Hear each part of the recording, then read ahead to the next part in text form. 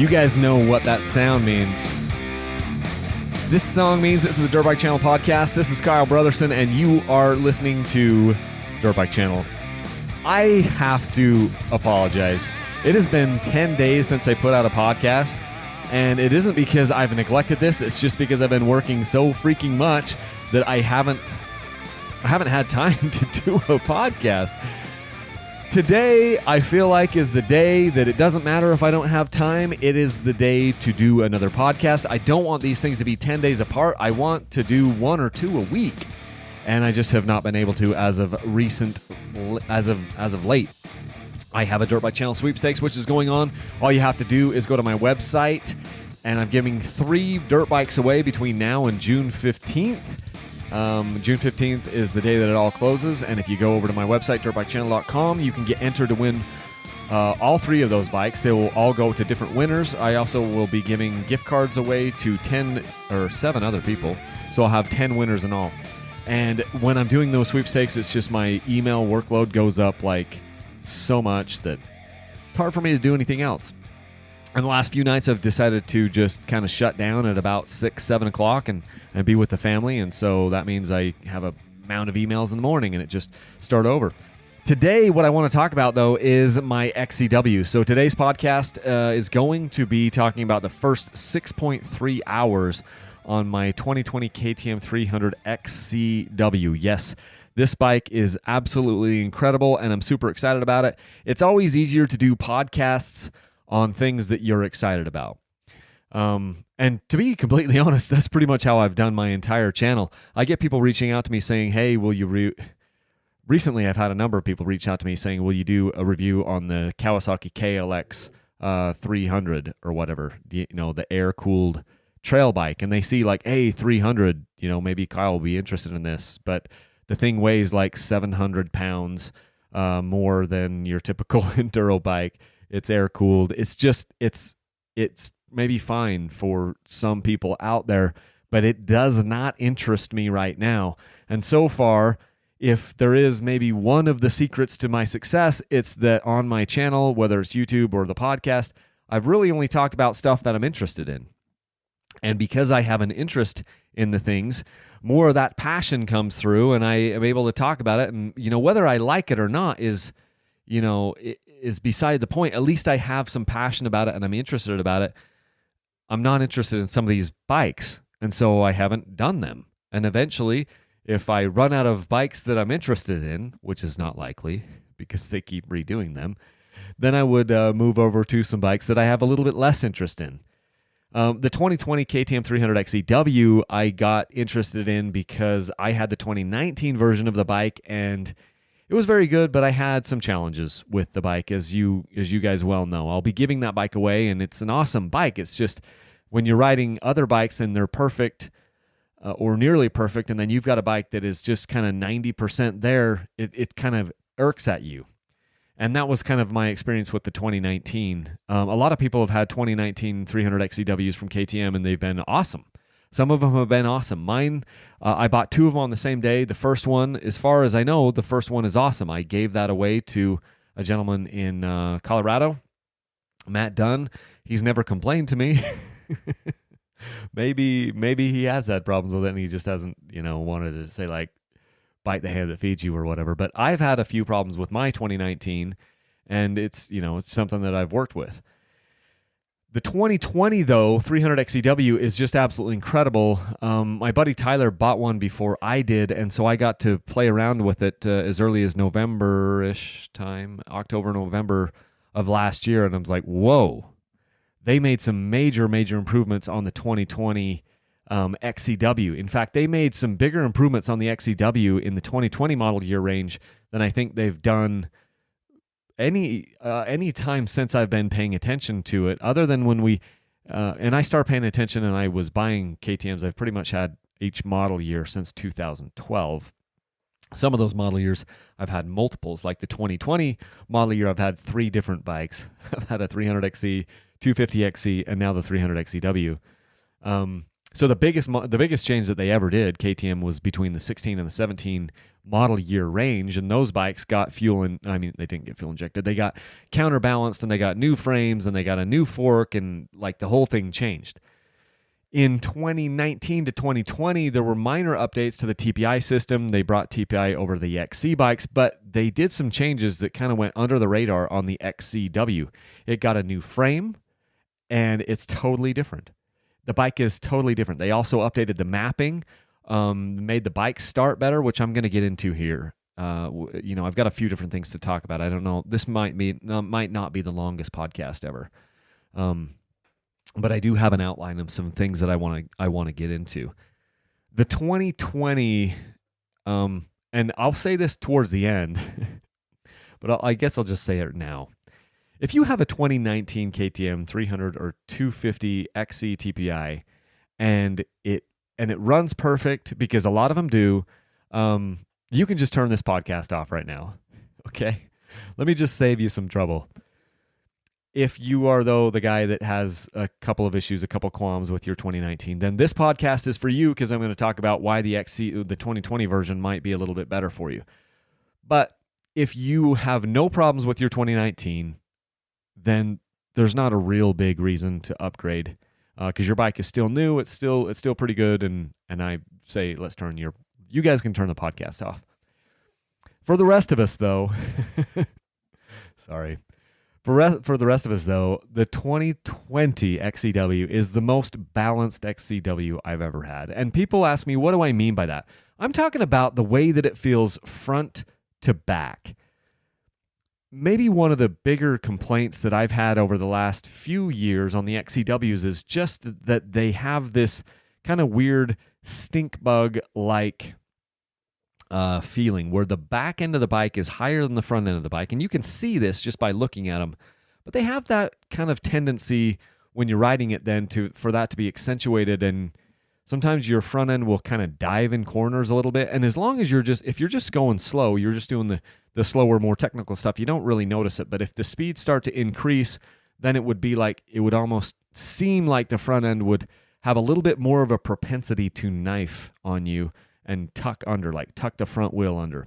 This would happen a lot in, sandy corners and things. It seemed like it was just, so biased to the front wheel to give it this, ability to turn quick and be nimble and stuff, that it was a little bit too far.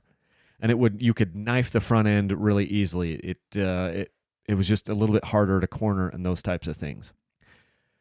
Right now, they changed the frame on the XCW in 2020, and it is so much more balanced. It's not even funny. Yes, it's still really good at doing the slow technical stuff, but it also handles the faster stuff so much better. It just feels more stable at speed.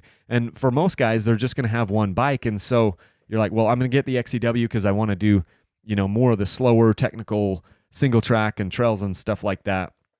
And I think this bike now is the best of both worlds, where it's a little bit more stable at speed than it used to be, and it doesn't have that stink bug like look to it and feel. I mean, it still is just a teeny bit higher.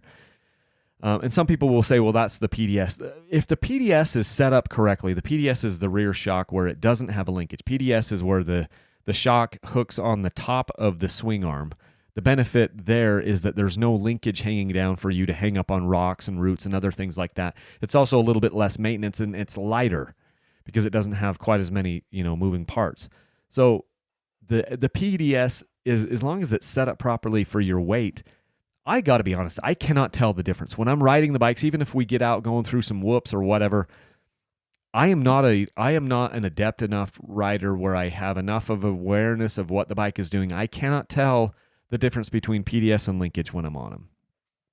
More so, I can feel the difference in the front forks and how the bike reacts to, the geometry that it has, but I can't really tell a difference on the rear end. So if you're out there going, well, I don't want to get the XCW because it doesn't have linkage, okay, if you're a motocross guy, then fine, that works for me, for you to say that, because this isn't a motocross bike anyway. But if you're an off-road trail guy, don't not get the bike just because it doesn't have linkage, because that's kind of silly to me. The stock suspension on this bike is fantastic. It's great. I've had people reaching out to me that are kind of the guys that are like, I tinker with all my suspension. I always get my suspension done, you know, and I'm trying to get A-kit stuff. I've had some of those people reach out to me telling me that, you know, wisely, they decided to ride the bike before they went out and spent a ton of money on the suspension, and they found out that this has the best stock suspension that they've had on any bike. And it is really, really good. Yes, it's very soft. Yes, it's very bump compliant, but that's the point. The point is for this bike to be able to absorb so much of that stuff, like the chop and the rocks and the roots and things. It just kind of absorbs all that stuff, and the suspension is freaking fantastic. You know, if we're talking fourth gear and down or third gear and down, this bike is really hard to beat. And if we're talking second gear and down, I'm not sure it can be beat as far as how well it's balanced and how well that suspension soaks up the bumps and the chop and the rocks and things like that. I love it. And it gives me a lot of confidence because that front wheel isn't deflecting all over the place. It isn't the lightest feeling front end bike, at least my 300 isn't. The 250, I'm sure the 250 it has a little bit lighter feel. I have the 300 version, and it isn't the lightest feeling bike that I've felt.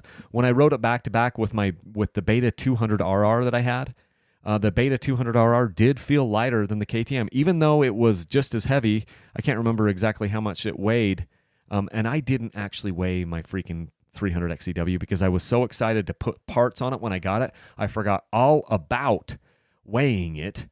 Generally speaking, the XCWs have been just a pound or two lighter than the XCs, and so I can only guess, and I totally whiffed on that because I was so excited to start putting some protection parts on the bike that I didn't weigh the sucker. And now it's got all these protection parts on it, and I'm not interested in pulling them off. Maybe I will someday pull all the stuff off and then put it on the scale, but anyway, that was a mistake on my part. But the point is, the bike feels very light, but it isn't the lightest feeling bike that I've ever ridden. The Beta 200 RR was just really light, felt super light. So this one feels bigger and heavier than that Beta 200 RR does, but not to the point that it feels like a big, heavy, lumbering bike. I'm just saying it isn't the lightest bike I've ever felt as far as the front end goes, but it's awesome, and it gives me so much confidence, and the bike just tracks straight and true. It's really great in the rocky, nasty terrain, and it handles things well. I mean, it stays as well planted as any bike that I've ever had, and I'm just thrilled with it. So enough about the suspension and the handling. Let's talk about the power. The power delivery on this bike is absolutely fantastic. It's one of the things that they really improved from the 2019 bike. The 2020 TPI bikes, and it doesn't matter. Well, I guess, yeah, the 2020 TPI bikes, we had TPI in the XCWs in 18 and 19. And then we got the XC bikes moved over to, you know, the TPI technology in 2020. And I'll say it again, this bears repeating as many times as I can say it because a lot of people don't know this. KTM did not go to TPI bikes, the TPI technology, because it's better than carburetors. That is not why they did it. They did it because they had to adhere to the Euro 5 standards in Europe, which are emission standards. They had passed a certain number of total production units where they were going to be held to a higher standard, similar to what the cars are held to, like BMW, Ferrari, Volkswagen. These car makers, I shouldn't say Ferrari, I don't know that they do, but like BMW and Volkswagen, these types of car makers, automakers, make a certain amount of cars, and then they have to adhere to these standards. KTM surpassed those standards, so they have to meet those emission standards where Gas and Beta do not. So Gas and Beta and Sherco, they don't have to go to TPI. KTM did. And so they did. They went to TPI because they had to be able to control the emissions coming out of the bike, especially at idle. And at startup, and so they went to that thing. Well, it's not as easy as you think to make these fuel injected 2-strokes to run because they don't have mass airflow sensors. They don't have as many oxygen sensors and exhaust sensors. So it's really hard to make, because they can't add 50 pounds. Like your car can have 50, 60 pounds of sensors and technology on it to make it so it runs fine and it doesn't matter. On a dirt bike, you can't do that. So they couldn't add a ton of weight, and it's been a hard nut to crack. I think they were really close in 2018. In 2019, I'm not even sure they made any improvements. It might have gotten slightly worse. And then in 2020, it seems to be dynamite. And that's where we're at. They have gotten this bike where the updated maps and everything in 2020 with the ambient air pressure sensor. It is freaking fantastic. And as far as how it starts, it's nearly as good as my carbureted bike. Now, the bike is, when it's actually running, it runs better than any carbureted bike I've ever had. It does, so the only takeaway is that when you are just trying to start the bike, like cold starting, the TPI bikes have been not that great for that. In 2020, they are nearly as good as the carbureted bikes, just a skosh off of the carbureted bike as far as how quickly and how good it starts. The 2019s were horrible. My 2019 TPI bike is the worst, is the hardest to start bike when it's cold that I've ever had. And they solved so many of those problems in 2020. It's just so much better. It's so much better. As far as the power delivery it comes on, the bike is freaking snappy. This 300 that I have XCW came much more kind of like hot than my 2020 300XC did. The 300XC, which I got months and months before, I got it back in July of 2019, it felt really muted and docile and gentle, and I ended up turning my power valve out on that one. I did a whole YouTube video on this, talking about power valves and what you should do with them. Everyone is an individual. You can't just say, hey, you can turn the power valve out 2 turns from where it is, or put it to flush or whatever. Every one of these things is an individual. Every single one of the TPI bikes, and there's been like 8 of them that have all come different with different adjustments. And so what you have to do is you have to ride the bike for, a couple hours and be like, hey, here's what I think is happening, and then here's what I'm noticing, and then make slow minor adjustments on these power valves. And maybe you're going to take some of the preload away from that power valve so that it will come open faster. It'll make the bike hit a little harder.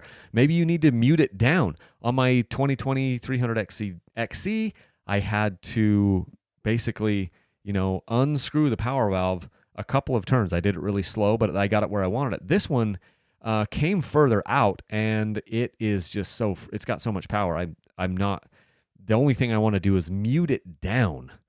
It's freaking snappy. And so after my last ride, I decided I'm going to go back to the gray throttle cam. So what they do is, from the factory, KTM has a softer, more milder throttle cam in the bikes, typically, at least in the XCWs. It's the gray throttle cam. They'll give you a black throttle cam in your tool, in your manual kit and everything. And on some of the bikes, I had been replacing them to the black throttle cam to make it a little bit more aggressive. And I did that on my 250XC for sure, and I really like how the power works on that one. On this one, though, after my last couple of rides, I decided, you know what, I'm going to go back to the gray throttle cam, which is the stock one, just to kind of soften the hit up on this bike, especially down low. It just makes it so that you have to twist the throttle a little bit more to get the same amount, so it's changing the ratio of how quickly you're opening the throttle. And I just did that after my last ride. I haven't ridden it yet, but I did want to soften the power back up. And so it just goes to show that these bikes are all so different, and they're all an individual. And what I like, you might not like, but you need to kind of tune the bike, So there's still tuning that goes into this, which is really cool, I think. And then, just as far as the power valve, I didn't adjust it. This one is a freaking goer. This bike has a ton of power. And, some people have said, the TPI bikes are softer on the bottom end. I don't know. Maybe not.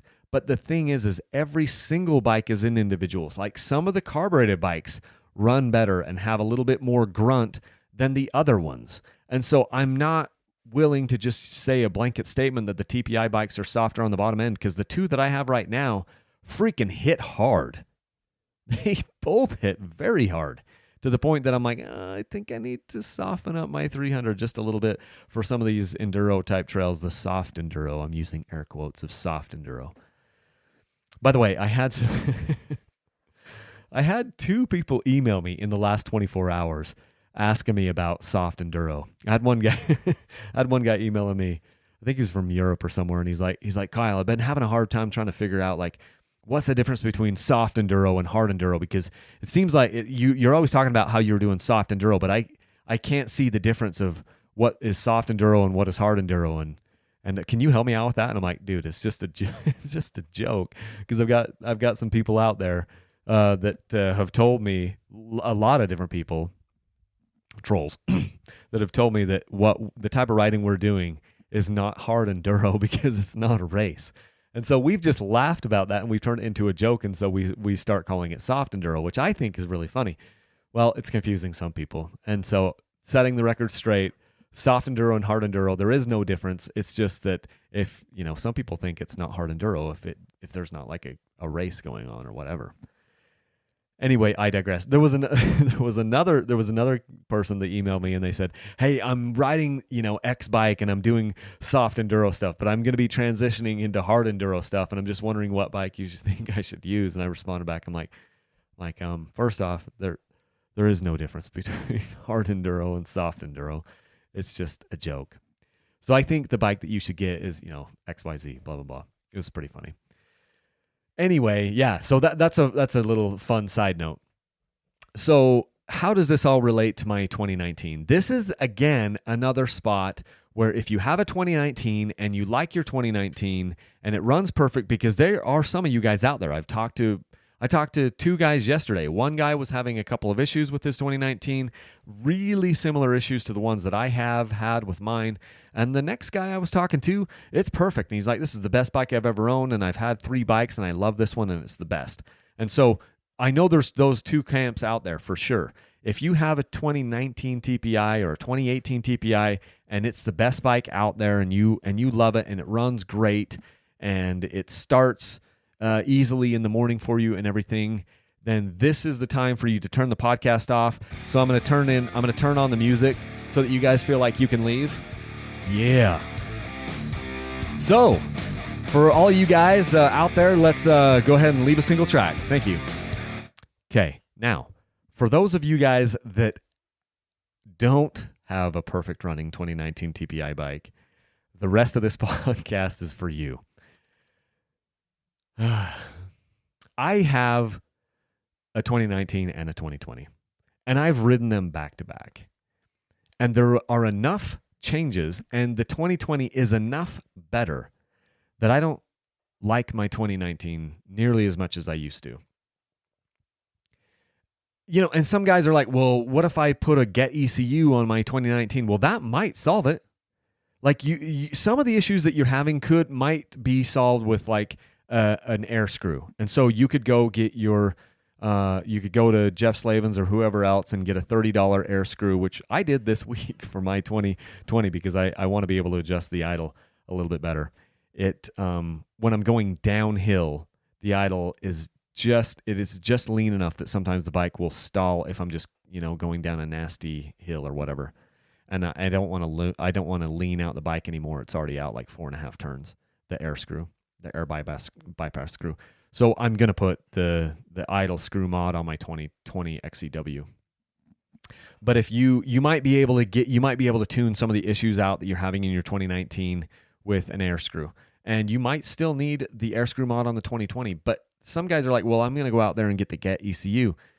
The problem with the Get ECU that I had on my 2019 is that it solved some problems but created others.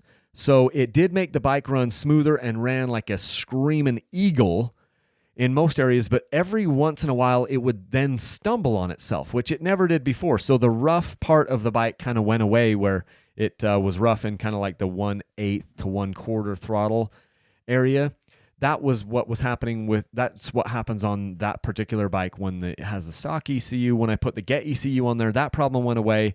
But then every once in a while, it'd be every couple of rides, or maybe once on every ride, it would have this like stumble where you'd hit the gas and nothing would happen. Like you'd be in the throttle and you'd roll on the throttle the rest of the way, and you would prepare yourself for, something violent to happen, and you're shifting your weight forward to compensate for the fact that it's going to be thrown backwards, and then nothing happens. You almost fall over the front of the bike. That has happened to me multiple times after I installed the Get ECU. It also became harder to cold start in the mornings. My 2019 did, once I had the Get ECU on there, to the point that it was ridiculous. Like, it was extremely difficult to start. If we were talking like temperatures below 40 degrees Fahrenheit, it was nearly impossible to get the thing started. So once it actually did start and warm up, then it started fine the rest of the day, but it was just so horrible to start. I've actually taken the Get ECU off the bike and gone back to stock because overall I'm like, I hate the way it's so cold starting with the Get on there. Now, some people would say, well, it was not getting enough fuel. This bike had so much fuel, the spark plug looked black. It had more fuel. It was getting more fuel than any bike I've ever had. And yes, I could go back to my, tuner and get updated maps and keep working through that. And they're very good, and they're very have great customer service, and they would try to help me with that and everything. But I'm just over it. I want to get over. I'm over the 2019. I want to move on to other things, which I already have. And so I've got the Get ECU off. And so, you would spend anywhere from $900, maybe $1,100 if you do like the injector relocation, mod and all this stuff. You'd be $1,100. I'm going, dude, just get the 2020 because your problems are basically going to go away. And I know it's an extra, $2,000 or $2,500 or something like that. But I'm sitting there going, if you're going to spend $1,100 to get this aftermarket ECU that might not fix all of your issues, that's halfway or almost, 20, 30, 40% of the way there to upgrading to a 2020. And for me, the 2020 is just so much better in all of these things. I mean, it's all the little things that add up.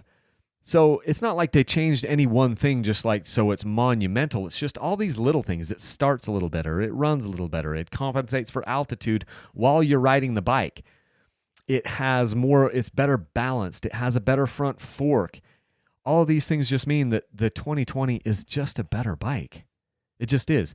If we're talking 2019 XC KTM versus 2020 XC KTM, I mean, I can make arguments for both. And I think, and I have done this. I've said, like, look, if it's 2019 XC and you can save a little bit of money, go that route. It's going to be carbureted. It's still got the Kickstarter. It's got all these things. It's great. Go for it. On the XCWs, I don't say that. On the XCW, 19 to 20, there's enough changes and it's enough better that I would just bite the bullet, spend the extra $2,000 and get the 2020. That is my feeling, and I'm sticking to that. So I love my 2020 XCW, 6.3 hours on it. I've changed the oil once already after doing, my kind of initial ride or two. I changed the oil after 3 hours. And now I can just ride the bike, and I've broken the fender off it. I've got a new fender coming for it. I've scratched up, a few things on the bike. I've dented the pipe, but that's what they're made for, man. These things are incredible. They can take a ton of abuse and keep on coming. And it is my hard/soft enduro bike for the foreseeable future. If KTM has something awesome in 2021, maybe we'll check that out. We probably will if they make some big changes. But with all the COVID-19 stuff going on, who knows when that will happen, which I'm really glad I bought the bike when I did, because after the COVID stuff happened, I think a lot of the production is going to be slowed down. So generally the new models would introduce them in May here, maybe in the next couple of weeks, and they might still do that. And then they would start hitting dealers sometime around July, August, and that may be slowed down because of that. So I'm glad that I've got the 2020, because the 2021s could be a ways off. Okay, just one more plug for my Dirt Bike Channel sweepstakes. If you haven't gotten entered, go ahead and go do that. It's over at dirtbikechannel.com. Every $5 gets you entered into the sweepstakes. We have a 2020 Beta that we're giving away, a 2020 Yamaha that we're giving away, and my 2019 KTM 300XC WTPI, the one that I just kind of berated for the last 29 minutes. It's still an awesome bike, though. I mean, still, if you don't have a bike, this is awesome. It's just that when you compare the 2019 to the 2020, that's where it just kind of falls apart a little bit. But if you don't have a bike, I mean, I'm still giving you a prize that is freaking awesome. But that's just the cool. That's the cool. One of the cool things about Dirt Bike Channel is I'm not sugarcoating this. I'm telling you, hey, when I give out the 2020 XCW, it'll be even better, because I was honest with you and I told you I like the 2020 better than the 2019. That doesn't mean the 2019 is a shiz prize. It just means I'm being honest with you. So, okay, that is what I have for you guys. This bumper music is going to end in 18 seconds. So what I have to do is I have to tell you to leave a single track, and then I have to do this and fade my voice out and fade the music up.